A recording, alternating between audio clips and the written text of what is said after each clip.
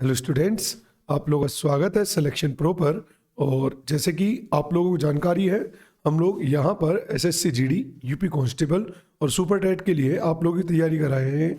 और उसमें हम लोग आपको मैथ का सिलेबस कंप्लीट करा रहे हैं। और आज से एक नया चैप्टर स्टार्ट होना है जिसका नाम है साधारण ब्याज। ठीक है ना। अभी हाल फिलहाल में आप लोगों का चक्रवृद्धि ब्याज समाप्त हुआ है और percentage, profit and loss, discount और सीआई, ये 3-4 चैप्टर आपके समाप्त हो चुके हैं। और जो चैप्टर चल रहा है वो है आपका साधारण ब्याज, जो आज से शुरू होना है। ठीक, तो जैसे कि चक्रवृद्धि ब्याज में मैंने साधारण ब्याज के बारे में बहुत बात की थी। ठीक, तो जब कभी भी साधारण ब्याज और चक्रवृद्धि ब्याज एक साथ आपको दे दिए जाए किसी क्वेश्चन में, तो उस क्वेश्चन के अंदर आप चक्रवृद्धि ब्याज ही कैलकुलेट करेंगे। हमेशा इस बात को ध्यान रखना। ठीक है, अगर साधारण ब्याज और चक्रवृद्धि ब्याज दोनों एक साथ दे दिए जाए, ठीक, ये कहें तो साधारण ब्याज के साथ अगर वो चक्रवृद्धि ब्याज के बारे में बात कर दे, तो आप उस स्थिति में चक्रवृद्धि ब्याज कैलकुलेट करेंगे, जैसे कि पिछले चैप्टर में हमने किया है। ठीक, अब बात करेंगे प्योर उन क्वेश्चनों की जिनके अंदर साधारण ब्याज के बारे में चर्चा हो रही है। ठीक है, तो साधारण ब्याज का एक सीधा सा फॉर्मूला है। चैप्टर बहुत सीधा सा है, जैसा इसका नाम है वैसे ही इसका व्यवहार है। ठीक, एकदम साधारण। ठीक, तो साधारण ब्याज का एक फॉर्मूला है और पूरा चैप्टर उसी फॉर्मूले से रिलेटेड करके हम उसे सॉल्व कर लेंगे। ठीक, हालांकि इसकी कुछ इंडिविजुअल ट्रिक्स भी है, लेकिन सब ट्रिक्स है उसी फॉर्मूले से। तो पहले फॉर्मूला लिख लेते हैं। ठीक है,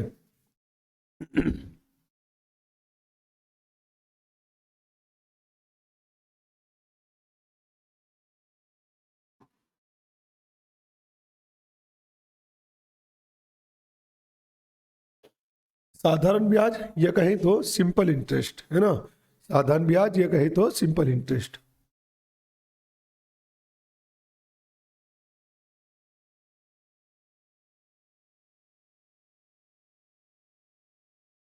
मैंने आप लोगों को बताया था कि जो साधारण ब्याज होता है ना, वो केवल और केवल मूलधन पर कैलकुलेट होता है और किसी पे नहीं। ठीक है, केवल किस पे कैलकुलेट होता है? मूलधन पर, और इसके अलावा और किसी पे कैलकुलेट नहीं होता। ठीक, दूसरी बात, साधारण ब्याज के बारे में अगर आगे और बात करें तो साधारण ब्याज में कोई भी छमाही, तिमाही, इस तरह के शब्दों का प्रयोग नहीं किया जाता। कल भी लास्ट लेक्चर में मैंने ये बात बताई आपको। ठीक, कि सर छमाही, अगर उसने कह दिया कि 10% वार्षिक साधारण ब्याज है और वो कह रहा है कि सर छमाही रूप से ब्याज को लागू किया गया, तो यहाँ पर अंडरस्टूड है कि जो ब्याज है फिर वो भले ही साधारण ब्याज कह रहा है, मोटे मोटे अक्षरों में लिख रहा है कि 10% साधारण ब्याज, लेकिन उसने छमाही जैसे शब्द का प्रयोग कर लिया या फिर तिमाही जैसे शब्द का प्रयोग कर लिया, तो उस स्थिति में आप उसे चक्रवृद्धि ब्याज से ही कैलकुलेट करेंगे। क्योंकि छमाही का मतलब ही क्या होता है कि 6 साल में ब्याज दिया जाएगा, मतलब 6 महीने में ब्याज दिया जाएगा और वो कैलकुलेट होगा फिर पिछले ब्याज पर। और वो व्यवहार किसका है? तो सर वो व्यवहार है आपका चक्रवृद्धि ब्याज का। तो भले ही वो साधारण ब्याज कह दे, दर लिख दे, लेकिन एक शब्द का प्रयोग कर ले चक्रवृद्धि या तिमाही, इस तरीके से छमाही या तिमाही शब्द का प्रयोग कर ले, तो उसी स्थिति में आप इस बात का ध्यान रखना कि वहां पर आप हमेशा चक्रवृद्धि ब्याज कैलकुलेट करेंगे। ठीक, साधारण ब्याज की अगर बात करें तो वो केवल और केवल किस पे कैलकुलेट हो रहा है? मूलधन पर। और यदि साधारण ब्याज केवल मूलधन पे कैलकुलेट हो रहा है, तो यदि ना तो कभी मूलधन बदला जाए और ना ही कभी ब्याज की दर बदली जाए, तो इन परिस्थितियों में जो साधारण ब्याज है वो हर साल बराबर जाएगा, बिल्कुल इक्वल जाएगा। मतलब अगर मान लीजिए 100 रुपये है और 100 रुपये पर 10% की दर से ब्याज दिया जाए, 100 रुपये पर 10% की दर से साधारण ब्याज दिया जाए, तो हर साल उस पर 100 रुपये पर 10% की दर से हर साल 10 रुपये ही जाएंगे। यदि आप ना तो उसका मूलधन बदले और ना ही उसका ब्याज बदले, मतलब दर बदले। ठीक है, अभी इसमें धीरे धीरे बातें करूंगा और भी। तो पहले मैं फॉर्मूला लिख देता हूं, साधारण ब्याज का फॉर्मूला क्या है।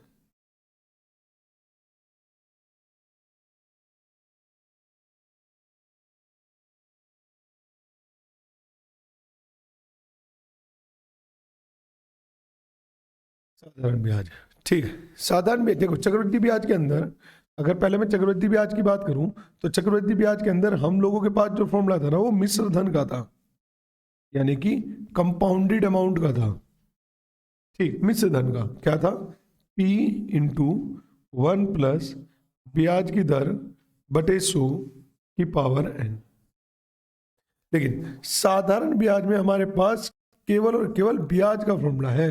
मतलब बनाने को हम कोई भी फॉर्मूला बना सकते हैं, बट जो हम आज तक पढ़ते आ रहे हैं वो साधारण ब्याज का फॉर्मूला है, एसआई का फॉर्मूला है। ठीक है ना। देखिए जी, P इंटू, सीधा सा फंडा क्या है कि सर P रुपए पर कितने प्रतिशत की दर से, मान लीजिए 8% की दर से, तो P रुपए पर कितने प्रतिशत की दर से जो भी समय है, चाहे 1 वर्ष हो, चाहे 2 वर्ष हो, चाहे 3 वर्ष हो, चाहे 1.5 वर्ष हो, चाहे 1/3 वर्ष हो, कुछ भी वर्ष हो, कुछ भी फ्रैक्शन में हो, कंप्लीट वैल्यू में हो, आप उसे एज इट इज पुट कर देंगे, यानी गुना समय। इससे आपको क्या पता चल जाएगा, सीधा साधारण ब्याज पता चल जाएगा। और मैंने बताया कि चक्रवृद्धि ब्याज में हमारे पास जो फॉर्मूला है वो मिश्र धन का है, जबकि साधारण ब्याज में हमारे पास जो फॉर्मूला है वो डायरेक्ट ब्याज का फॉर्मूला है। तो इससे आपको ब्याज मिलेगा। अगर आपको मान लीजिए चक्रवृद्धि ब्याज निकालना है तो आपको इसमें मूलधन जोड़ना पड़ेगा। ठीक, जो अमाउंट होती है वो क्या होती है, ब्याज प्लस के मूलधन। ठीक है ना।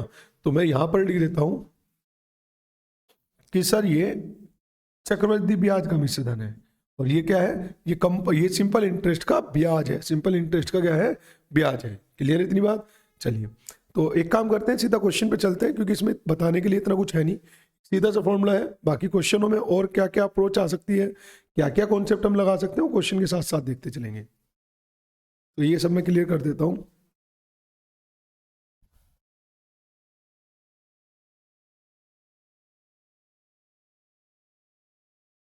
वीडियो आज भी प्रॉब्लम कर रही है, ये वीडियो लास्ट में जाके ठीक हो जाती है रोजाना।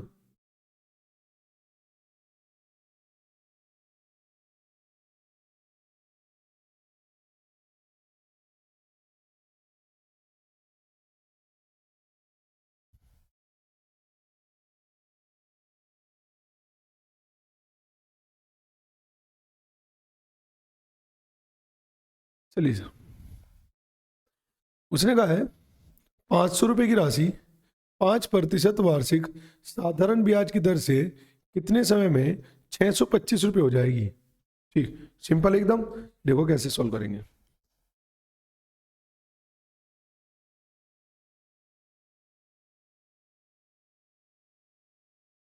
500 रुपए की राशि है,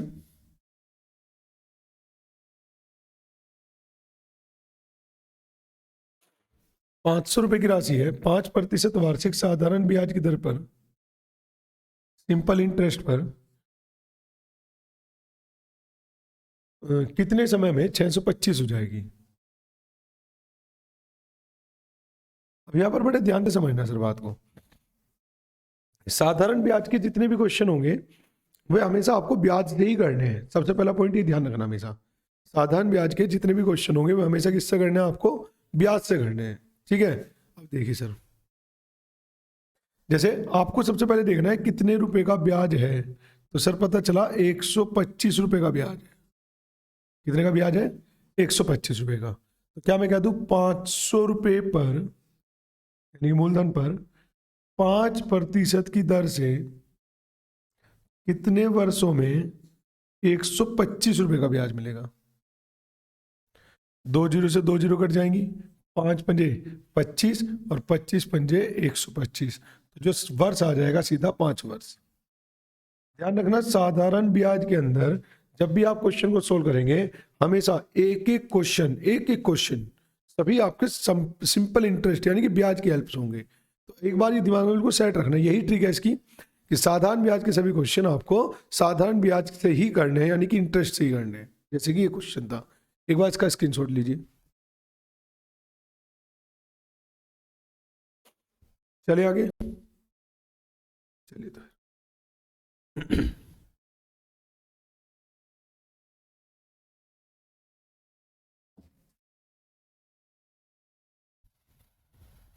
हाँ जी, अगला क्वेश्चन है 68,000 रुपये पर 16 से ही 2/3% की दर से 9 माह का साधारण ब्याज ज्ञात कीजिए।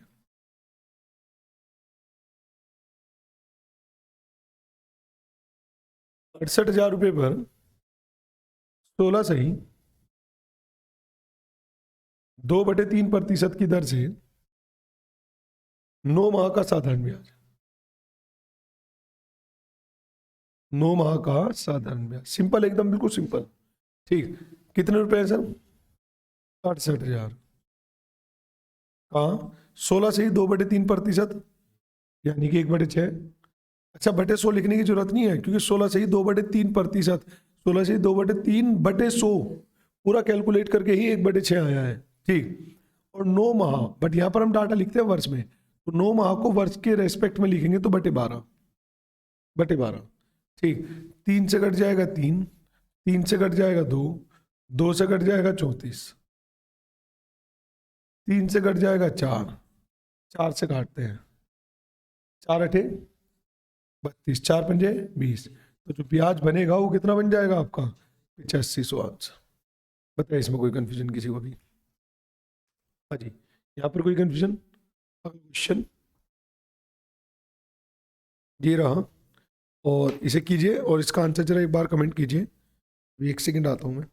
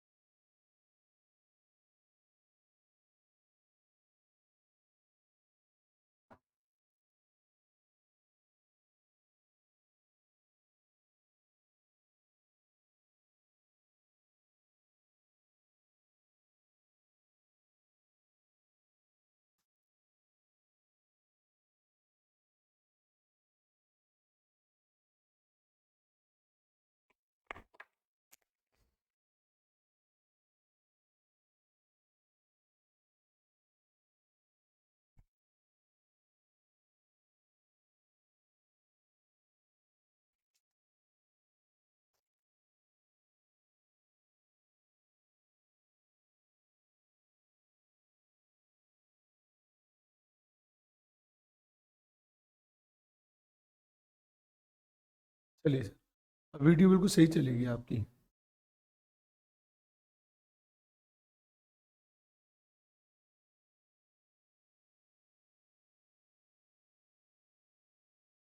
हाँ जी।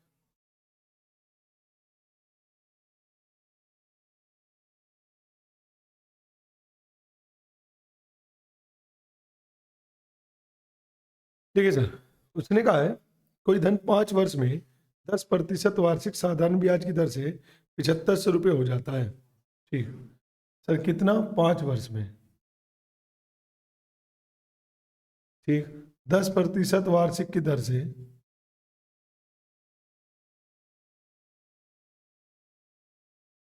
10% वार्षिक की दर से 7500 रुपये हो जाता है। अब एक चीज समझो, 7500 रुपये हो जाना ही वो मिश्र धन को दर्शा रहा है।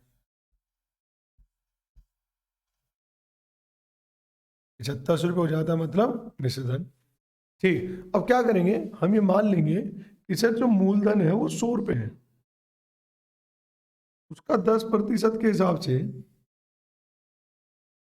5 वर्ष का ब्याज, यानी कि ब्याज रहा होगा 50 रुपये, ठीक। और ये जो 7500 है ये क्या है? मिश्र धन। मेरे हिसाब से मूलधन कितना है? 100, ब्याज कितना है? 50, 100 50 150। एक का मान 15 पंजे 75, एक का मान 50। क्या कह रहा हूँ? उसने कहा वो धनराशि बताइए, तो क्या है वो धनराशि सर? तो वो धनराशि तो 100 है, तो 100 के आधार पर देखे तो वो धनराशि कितनी आ जाएगी? 5000 आंसर। मुझे तो लगता नहीं कोई भी जब ज़्यादा टफ है। और जैसे कि मैंने आपको बताया कि सर इस तरह क्वेश्चन, ठीक, इस तरह क्वेश्चन सब के सब आपके साधारण ब्याज से ही होंगे, मतलब आपको ब्याज से करने हैं। ब्याज से करेंगे तो आपकी मेहनत भी कम लगेगी और आंसर भी बिल्कुल सही आएंगे, ठीक है। चलिए अगला क्वेश्चन देखते हैं सर। ये रहा अगला क्वेश्चन आप लोगों की स्क्रीन पर। 3000 रुपये की धनराशि पर 6 से 1/4% वार्षिक साधारण ब्याज की दर से 5 फरवरी 2005 से 18 अप्रैल 2005 तक साधारण ब्याज ज्ञात कीजिए। देखो, अब वो आपसे जो ब्याज है ना वो दिनों के आधार पे भी निकलवा सकता है ना, जो दिन है उसके आधार पे भी आपको निकालना पड़ सकता है। देखिए कैसे, उसने कहा है 3000 रुपये की धनराशि 6 से 1/4% वार्षिक साधारण ब्याज की दर से। कितने की धनराशि है सर? 3000 रुपये की धनराशि 6 से 1/4% वार्षिक साधारण ब्याज की दर से। 6 से ही 1/4% वार्षिक साधारण ब्याज की दर से 5 फरवरी 2005 से, ध्यान से समझना, 18 अप्रैल 2005। तो आप क्या करेंगे, यहाँ दिन निकाल लेंगे। जैसे 2005 की बात हो रही है तो 2005 में फरवरी में कितने दिन होते हैं, 28। 5 हो चुके तो कितने दिन मिले, 28 में से 5 घटा देंगे तो 23 दिन मिले मुझे यहाँ पर। उसके बाद फरवरी के बाद आता है मार्च, मार्च के बाद आता है अप्रैल, और अप्रैल में कितने दिन हुए आपके, 18। टोटल करते हैं 9 और 3 12, बचा कितना है 1, 6 और 1 7, यानी कि 72 हो गया। कितना बैठेगा ये, 72 ही तो बैठेगा। ठीक, और उसने कहा है तक साधारण ब्याज 5 फरवरी 2005 से 18 अप्रैल 2005 तक साधारण ब्याज ज्ञात कीजिए। ठीक, देखो यहाँ पर कितना बैठा है, 72। ठीक, 28 में से 5 गए तो 23, और अप्रैल, और नहीं नहीं ठीक तो है। चलिए, तो इसमें है ना, इसमें एक करेक्शन कर लेना।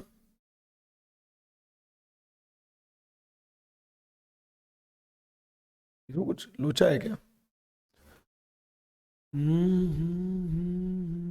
5 फरवरी 2005 से 5 फरवरी का ब्याज भी तो जुड़ेगा, सॉरी। ठीक, तो क्या, लेकिन 5 फरवरी 2005 से पहला दिन तो छूटता है हमेशा, में कुछ तो लोचा है। आप एक काम कर लीजिए, यहाँ पर जो ये 18 अप्रैल है ना, इसे खत्म कर दीजिए। कर दिया खत्म, 18 अप्रैल, और इसकी जगह लिख लीजिए 19, इसकी जगह लिख लीजिए 19।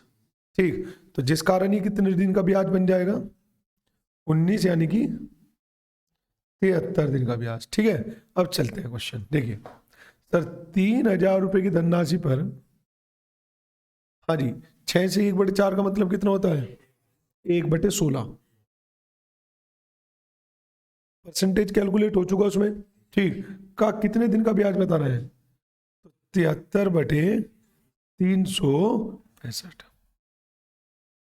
ठीक है जी, ये कट जाएगा इससे 5 बार, और ये कट जाएगा 5 से कितनी बार, 6 बार, और 16 4 से काट लेते हैं। ठीक है, 8 से ही काट लेते हैं, 8 दूनी 16, और ये 8 से कट जाएगा, 8 सती 56, 8 पंजे 40, और ये आ जाएगा आपका 37.5 रुपए का ब्याज। है क्या ऑप्शन में देखना, बिल्कुल है बी ऑप्शन। तो वो ठीक है कि यहाँ पर आप 18 की जगह क्या करेंगे, 19 अप्रैल कर लेंगे। ठीक है ना। चलिए एक बार इसका स्क्रीनशॉट लीजिए, फिर अगले क्वेश्चन पे चलते हैं। नहीं, एक दिन छूटता है ना सबसे पहले दिन का। बिल्कुल, अगर आपने आज भी आज लिया तो या तो आज का दिन छोड़ो, वैसे तो छूटता आखिरी दिन है, पहला दिन तो जुड़ता है, लेकिन जिस दिन आप ब्याज देते हो वो दिन छूट जाता है। तो एक दिन छूटता है तो हम बात करना छोड़ के हम शुरू का छोड़ लेते हैं, क्योंकि हमें उसमें आसानी रहती है कि 5 फरवरी छोड़ दिया गया तो, 5 फरवरी छोड़ दिया तो उसके आधार पर निकालते हैं। ठीक, तो इसे आप 19 अप्रैल ही कर लेना।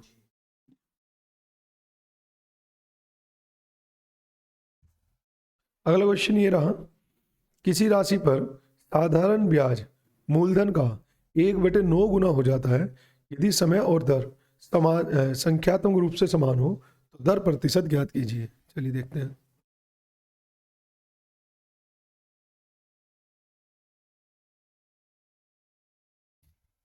देखिए, किसी राशि पर साधारण ब्याज मूलधन का 1/9 गुना हो जाता है। जो साधारण ब्याज है वो मूलधन का, यानी कि प्रिंसिपल अमाउंट का, मान लीजिए अगर प्रिंसिपल अमाउंट 1 है तो साधारण ब्याज उसका 1/9 हो जाएगा, तो यानी कि 1/9, तो बटे का 9 इधर लिख दूं। तो इसका मतलब हो गया कि सर जो उसकी प्रिंसिपल अमाउंट है वो तो है 9, और जो इसका सिंपल इंटरेस्ट है वो है 1। अब उसने कहा है कि जो उस पर ब्याज लग रहा है ना, जो ब्याज है या जो समय है वो संख्यात्मक रूप से बराबर है, यानी कि अगर ब्याज की दर x है तो सर समय भी x ही है। ठीक, देखो कैसे, मैं क्या दूंगा, जो ब्याज है वो x है, और जो दर है वो भी x ही है। उसने कह दिया कि जो समय है, सॉरी, जो समय है और जो ब्याज की दर है वो दोनों संख्यात्मक रूप से बराबर है। दोनों कैसे हैं? संख्यात्मक रूप से बराबर है। ठीक, तो अब देखते हैं जरा। क्या देंगे? p रुपए की धनराशि पर, यानी कि मूलधन पर x% की दर से x वर्ष का जो ब्याज है वो 1 रुपया है। कितना है? 1 रुपया। तो क्या मैं कह दूं एक्स स्क्वायर बराबर 100/9। तो 100 का मतलब अंडर रूट करने के बाद, और इसका तो ये आ गया आपका 10/3। पूछा क्या उसने आपसे? प्रतिशत ब्याज की दर। प्रतिशत ब्याज की दर कितनी है आपकी? प्रतिशत ब्याज की दर भी एक्स ही है, तो एक्स की वैल्यू निकाल चुके हम। तो इसका मतलब आ जाएगा 3 सही 1/3%। मान लीजिए दर पूछता तो प्रतिशत में बता देंगे, और यहीं पर आपसे यदि समय पूछता तो वर्ष में बता देते कि 3 सही 1/3 वर्ष, ऐसे कह देते। ठीक है ना? चलिए एक बार कीजिए, फिर आगे चलते हैं इसमें। चलिए स्क्रीनशॉट आपने ले लिया होगा, अगले क्वेश्चन पर चलते हैं। Next question. किसी धनराशि का 1/3 3% वार्षिक दर से, उसने कहा कोई एक धनराशि है, किसी धनराशि का 1/3 3% वार्षिक दर से तथा उस धन का 1/4 6% वार्षिक दर से, उस धन का 1/4 6% वार्षिक दर से, तथा शेष धन, जो शेष बच गया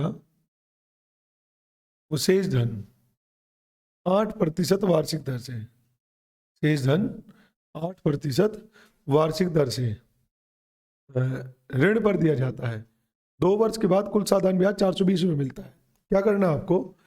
जब कभी भी आपको वैल्यू ऐसे फ्रैक्शन में विभाजित होती हुई दिखाई दे ना, जैसे 1/3 हिस्सा, 1/5वां हिस्सा, 1/4 हिस्सा, जब कभी भी ऐसे फ्रैक्शन में आपको धनराशि डिवाइड होती दिखाई दे तो आप नीचे का एलसीएम ले लेंगे। कितना आएगा इसका एलसीएम? 12, और प्रतिशत के कारण 100। ठीक भाई, जब भी आप परसेंटेज कैलकुलेट करेंगे तो 100 के मल्टीपल को ध्यान रखेंगे, और फ्रैक्शन की स्थिति में आप अपॉन में 12 लेके, मतलब उसका एलसीएम लेके चलेंगे, यानी कि 12। तो एलसीएम से तो आ गया 12 और परसेंटेज से आ गया 100, तो कंप्लीट हो गया आपका 1200। कितना हो गया आपका? 1200। ठीक, इसका 1/3, तो 1200 का 1/3 मतलब 400 पर तो मिलेगा आपको 3% के हिसाब से। इसका 1/4 यानी कितना? 300, 300 पर मिलेगा 6% के हिसाब से। और कितना बचा भी? शेष 500 का हो जाएगा 8% के हिसाब से। ठीक, तो 400 का 3% देखा जाए तो 12 रुपए का ब्याज, 300 का 6% देखा जाए तो 18 का ब्याज, और 500 का 8% देखा जाए तो 8×5 40 रुपए का ब्याज। लेकिन ये जो ब्याज है ना वो 1 साल में है। कितना? 30 तो ये हो गया और 60 ही हो गया, है ना? तो कितना? 70। लेकिन 1 वर्ष में, उसने कहा है जबकि 2 वर्ष में 420 रुपये मिल रहे हैं।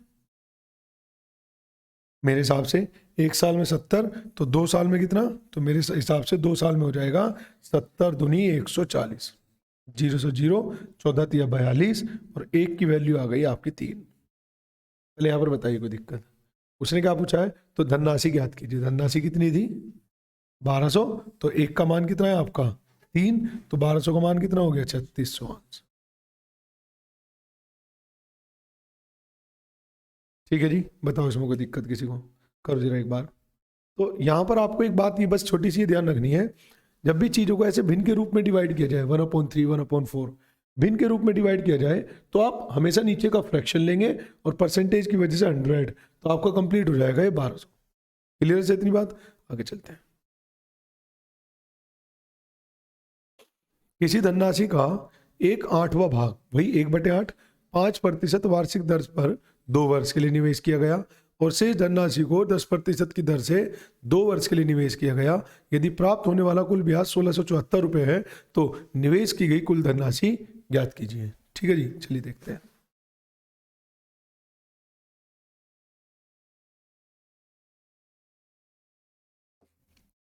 देखिए सर, किसी धनराशि का 1/8वां भाग, 1/8वां भाग 5% की दर पर 2 वर्ष के लिए, और शेष धनराशि कितना 10% की दर पर। मैंने कहा जब भी चीजों को ऐसे फ्रैक्शन में बांटा जाए तो नीचे का एलसीएम लेंगे, जो कि क्या आएगा 8। ठीक, परसेंटेज कैलकुलेट करना है तो 100, तो पी का मान आ जाएगा आपका 8। जो पी है वो कितना आ जाएगा 800। इसका 1/8 मतलब कितने रुपए 100 रुपए, कितने की दर पर 5% की दर पर, तो कितना हो गया आपका ये, तो ये हो गया आपका 5 रुपए, ब्याज के रूप में 5 रुपए हो गए। ठीक, अब आगे देखते हैं बचे कितने हैं 700 रुपए, कितने की दर पर 10% की दर पर, तो कितने रुपए 70 रुपए, 70 रुपए। ठीक, तो उसने क्या कहा है कि उसे 2 वर्ष में कुल 1674 रुपए का ब्याज मिला। 2 वर्ष में कितने का मिला 1674। मेरे हिसाब से 2 वर्ष में कितने का ब्याज मिला 75 दूनी 150। एक का मान कितना आ जाएगा 1674/150। क्या पूछ रहा है वो आपसे, धनराशि पूछ रहा है, तो आपको बतानी है 800 की वैल्यू। ठीक, ये कट जाएगा 0 से 0, 5 से कट जाएगा 16, और 5 से कट जाएगा 3, 3 पंजे 15, बचा कितना है 1, 3 पंजे 15, बचा कितना है 2, 3 अठे 24, मल्टीप्लाई कर लेते हैं बस इसकी। ठीक, 16 अठे, हाँ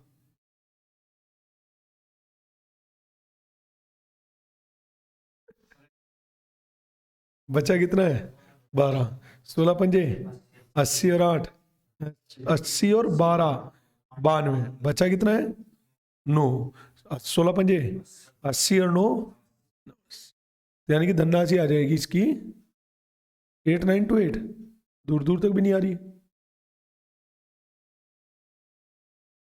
कैलकुलेशन तो सही है।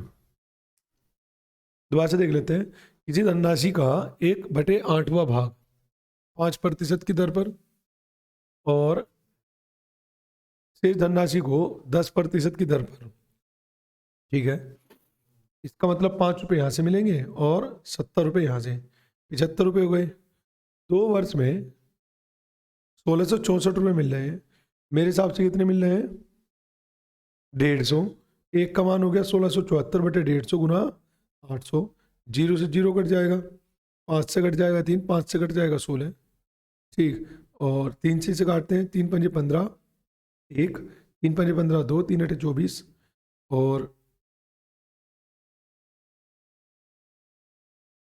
ये हो जाएगा आपका 16 अट्ठे 128, बचा 12, 16 पंजे 80 और 12 92, यानी कि 2, और बचा 9, 16 पंजे 80 और 9, यही आएगा भाई। ठीक है, ये कुछ टाइपिंग मिस्टेक हो रखी है। ठीक, हम टंकन करता थोड़े अलग लेवल के, है ना चलिए, मेन चीज़ है कॉन्सेप्ट समझ में आना चाहिए। ठीक है, चलिए अगला। कोई धन 3 वर्ष में अपने आप का 8 गुना हो जाता है। चलिए इसे भी देखते बड़े ध्यान से।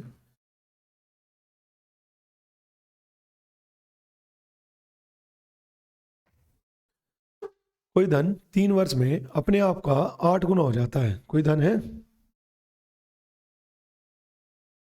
3 वर्ष में अपने आप का 8 गुना, यानी कि अगर 1 रुपया है तो 3 वर्ष बाद वो धनराशि 8 रुपये हो जाएगी। अगर 1 रुपया है तो 3 वर्ष बाद उस सोम का 8 गुना हो जाता है, यानी कि 8 रुपये हो जाएगी। और मैंने कहा साधारण ब्याज के जितने भी क्वेश्चन होंगे वो हम ब्याज से करेंगे हमेशा। तो सर यहाँ पर कितने का ब्याज बना 7 रुपये का, यहाँ पर कितने का ब्याज बना 7 का। ठीक, उसने कहा कितने समय में अपने आप का 64 गुना हो जाएगी। Number 1 question. भाई एक चीज बताइए, अगर धनराशि को 64 गुना करना है तो आपको कितने रुपए का ब्याज चाहिए 63 रुपए का। और मैंने कहा कि इस तरह क्वेश्चन सब ब्याज से होंगे, साधारण ब्याज में। तो आप ही कह दीजिए कि सर 7 रुपए का ब्याज मिलने में 3 वर्ष का समय लगता है।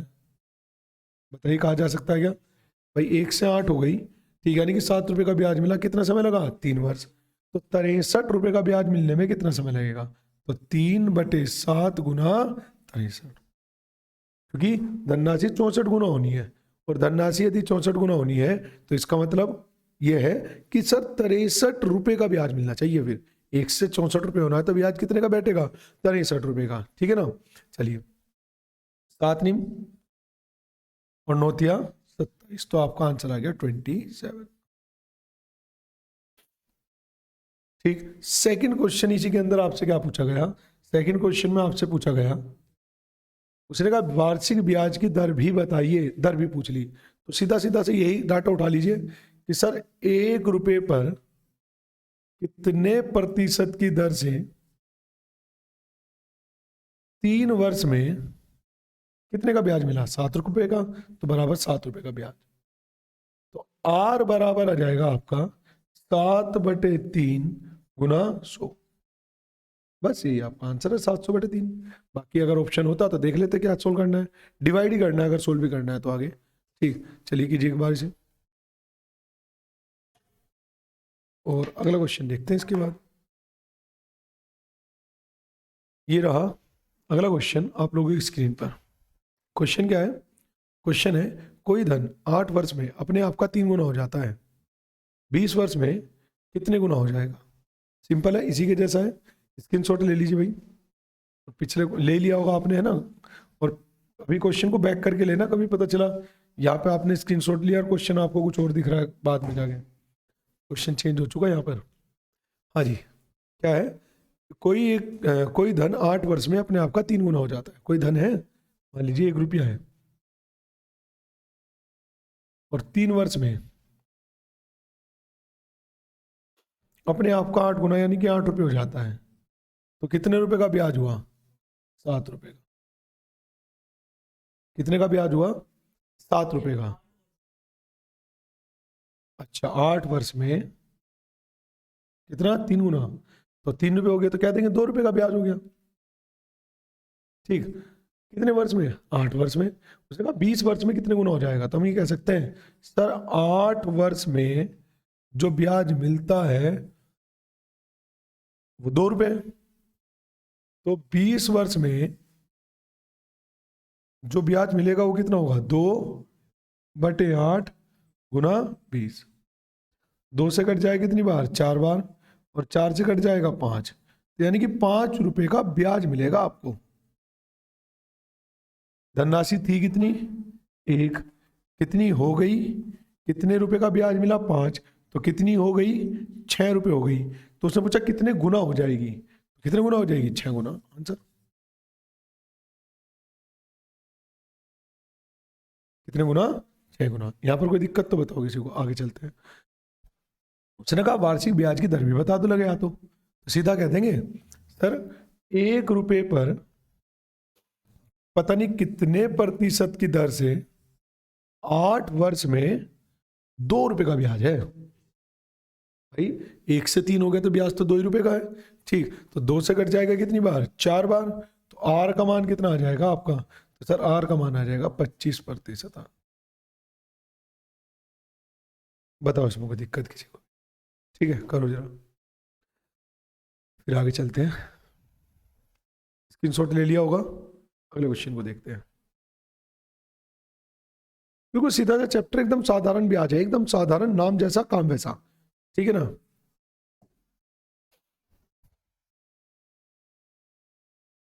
आगे देखते हैं उसने क्या कहा है। कोई धन साधारण ब्याज की दर से 8 वर्षों में 3 गुआ 3 गुआन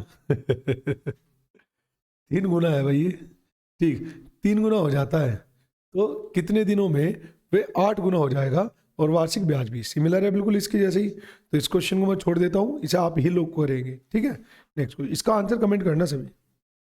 नेक्स्ट, किसी दर पर कोई धनराशि 3 वर्ष में 550 रुपये हो जाती है। देखिए यहां से ये वाला क्वेश्चन बहुत आता है एग्जाम के अंदर, मतलब ये कॉन्सेप्ट काफी बार आ चुका है, तो इसे बड़े ध्यान से समझेंगे। हालांकि है कुछ नहीं, सेम वही ब्याज करेंगे, इसे भी ब्याज से ही। स्टार्टिंग में जो कॉन्सेप्ट बता दिया गया है ना, उसी के आधार पर आंसर आने हैं आपके। सीधी सी बात यह है, क्या बता दिया कि साधारण ब्याज का कोई भी क्वेश्चन हो ब्याज से करेंगे। जब भी फंस जाओ इस मंत्र को याद करो, इस मंत्र से क्वेश्चन करो, अपने आप बेड़ा पार हो जाएगा, है ना। किसी दर पर कोई धन 3 वर्ष में, भाई कोई धन है 3 वर्ष में 550 रुपये हो जाता है। कितना हो जाता है 550 रुपये, तथा 5 वर्ष में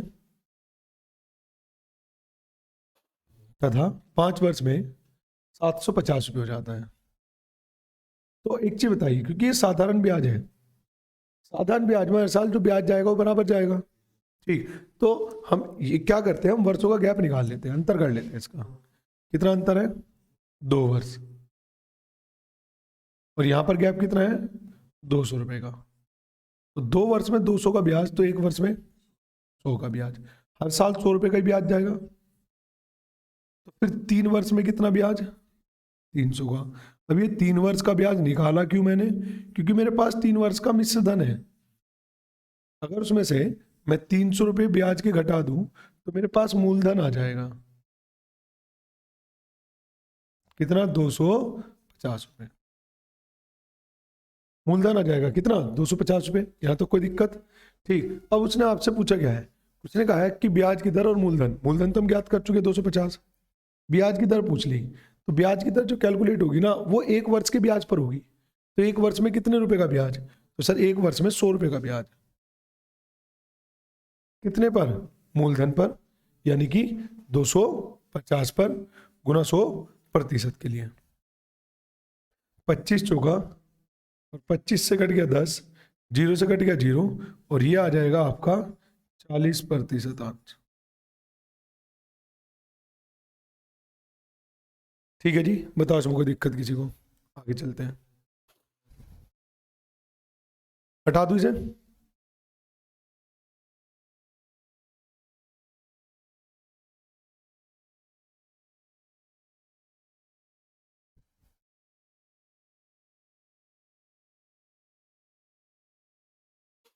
चलिए, किसी दर पर कोई धन 2 वर्ष में 720 रुपये हो जाता है, और अगले 5 वर्ष में, ध्यान रखना अगले 5 वर्ष, 5 वर्ष नहीं लिखा, अगले 5 वर्ष, यानी कि देखा जाए तो टोटल 7 वर्ष की बात कर रहा है वो, फंसा सकता है इस लैंग्वेज में आपको।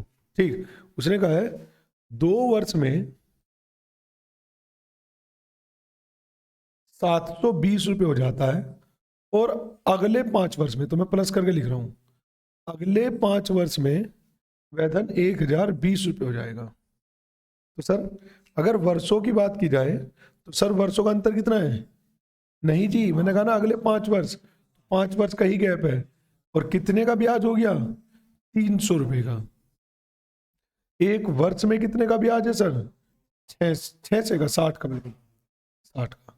2 वर्ष में कितने का 120 का। तो 720 में से 120 माइनस करते हैं तो सर आपके पास मूलधन आ जाएगा कितना 600। ठीक, उसने कहा है दर भी बताइए, तो दर तो मूलधन पे कैलकुलेट होगी। कितने की दर है 1 साल में 60 रुपए की, कितने पर मूलधन यानी कि 600 पर, गुना 100% के लिए। 2 जीरो से 2 जीरो, तो ब्याज की दर आ गई आपकी कितनी 10% अंश। बताइए इसमें कोई दिक्कत किसी को, आगे चलते हैं। हाँ, राम को 4% वार्षिक होगा, ये 4% वार्षिक साधारण ब्याज 150 रुपये प्राप्त होते हैं, 4 वर्ष में होगा, 4 वर्षों का।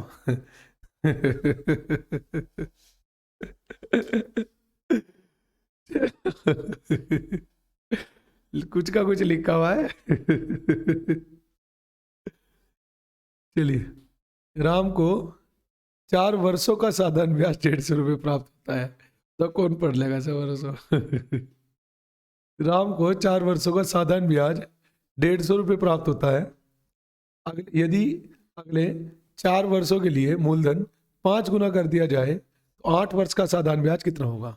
ठीक, चलिए इस क्वेश्चन को बड़े ध्यान से समझना।